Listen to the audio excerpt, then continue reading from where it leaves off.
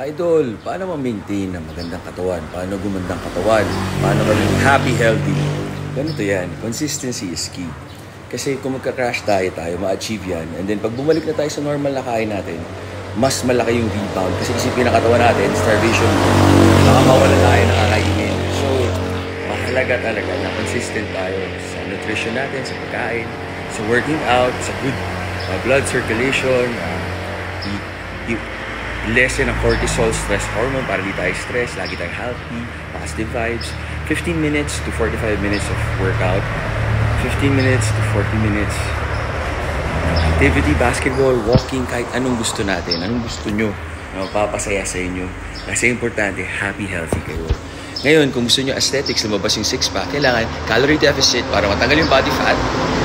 And then yun, weights para magka-muscle, consistency. Tama kayo, mali ako, Metro Dr. Do over stream. Happy, healthy guys.